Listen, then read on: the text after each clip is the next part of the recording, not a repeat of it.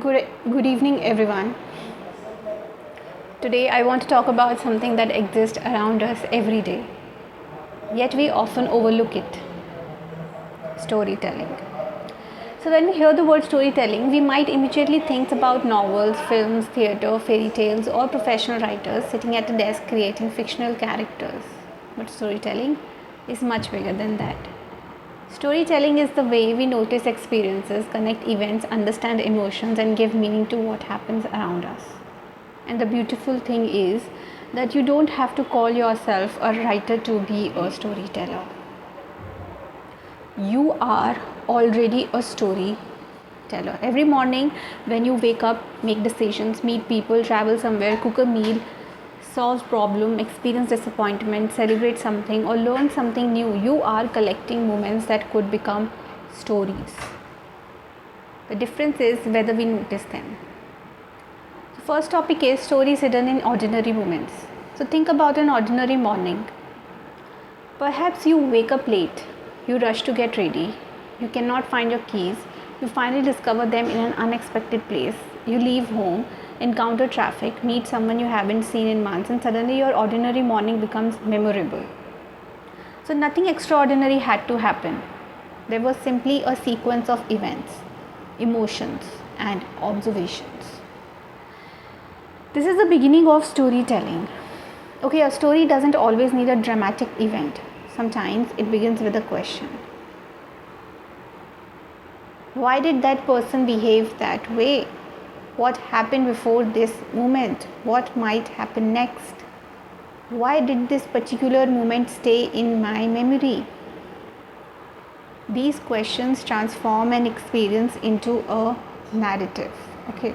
So as storytellers, we learn to look again at things we normally ignore. Okay, like a cup of tea isn't just a cup of tea. It might remind someone of their grandmother.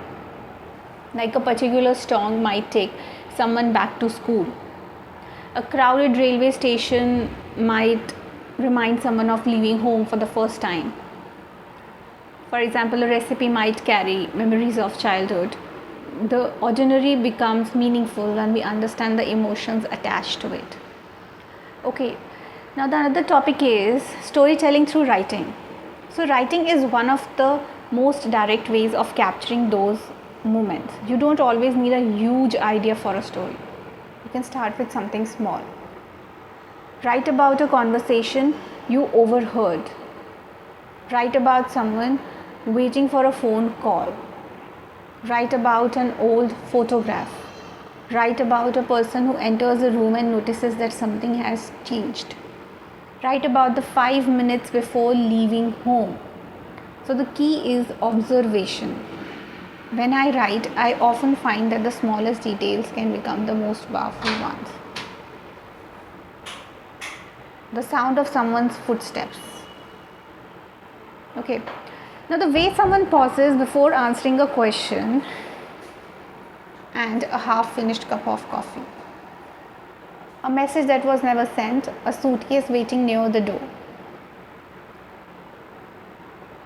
So basically these details create atmosphere and invite the reader into a world.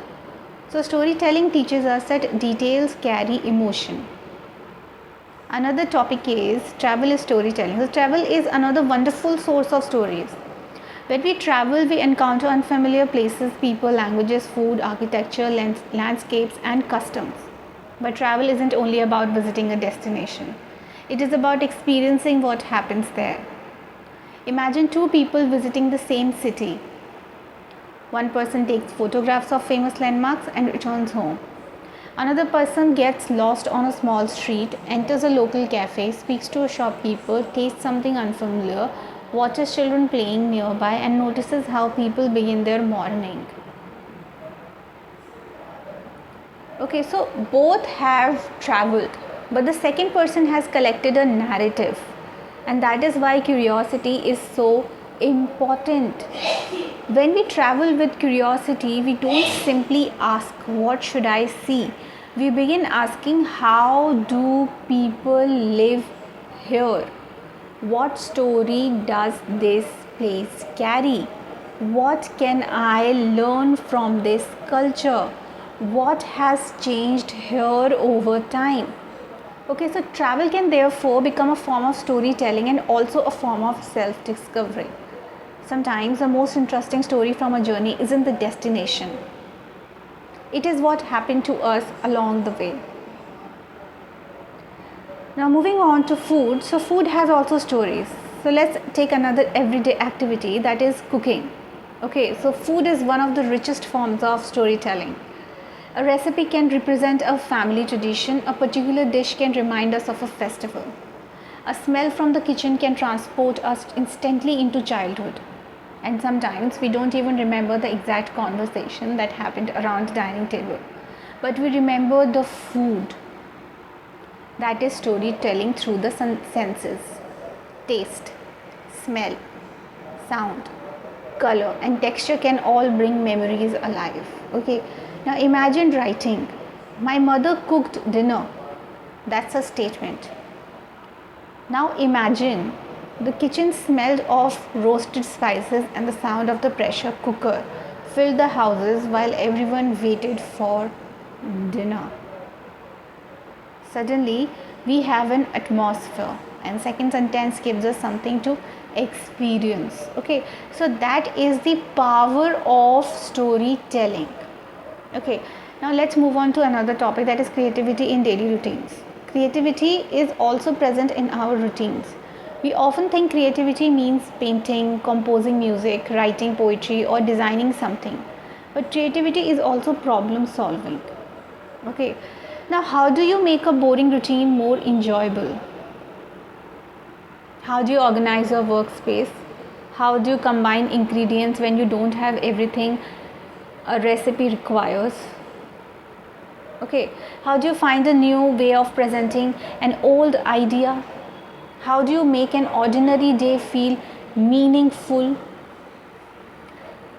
So every time we make a choice differently, we are exercising creativity. And creativity is not always about producing something that other people can admire. So sometimes creativity is simply finding a better way to live your own day. Moving on, at the heart of creativity is curiosity. Curiosity makes us look closer. A curious person doesn't just see an old building, they wonder who built it. They don't just see a stranger smiling, they wonder what made that person smile.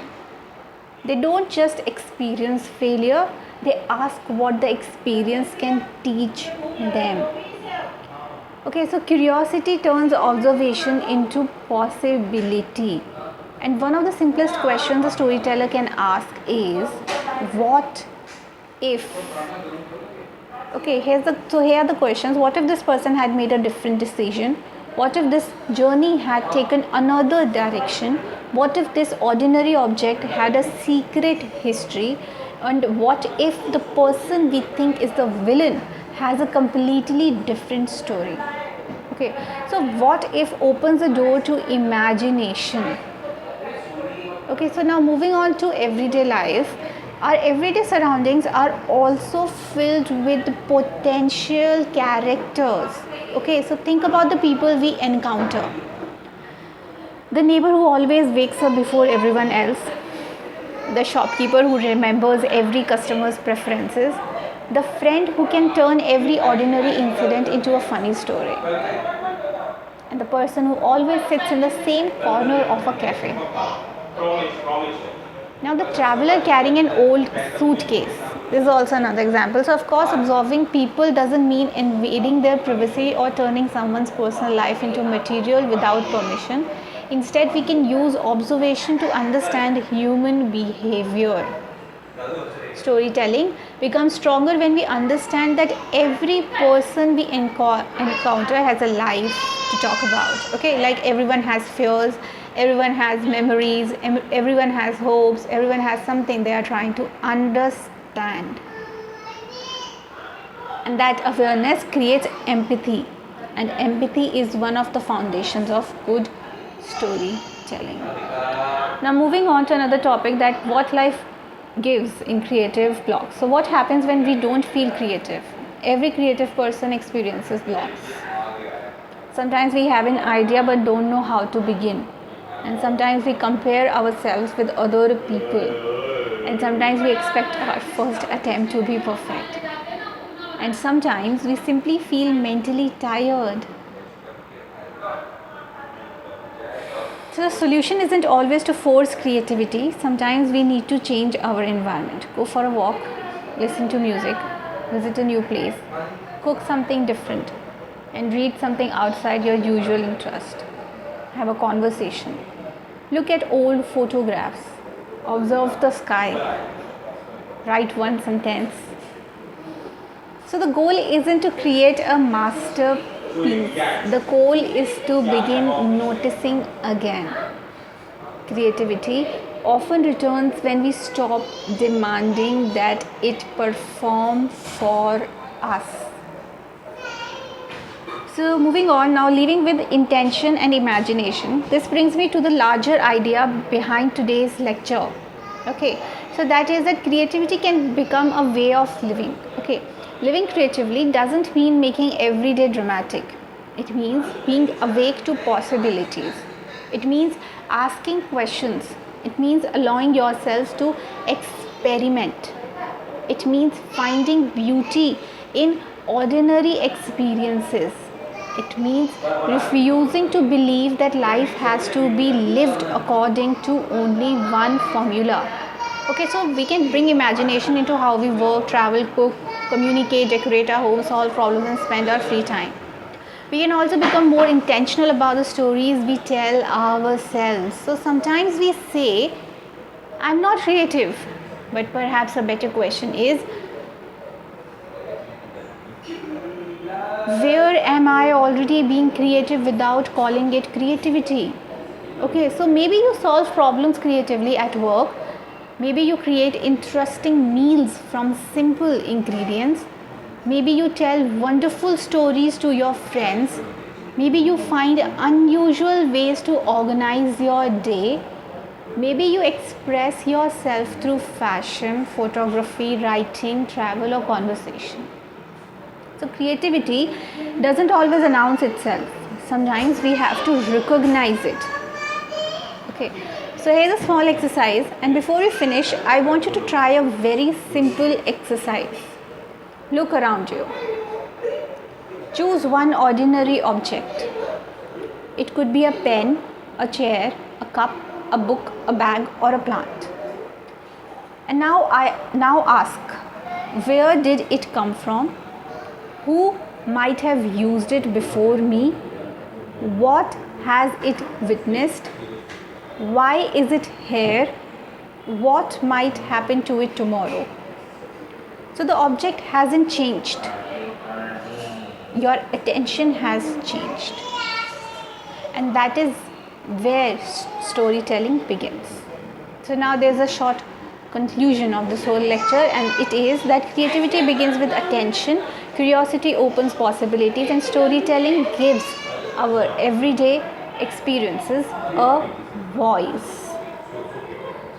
So if you like this lecture, then please let me know in the comments, and keep liking it, sharing it, and subscribing it. I mean this channel. Thank you.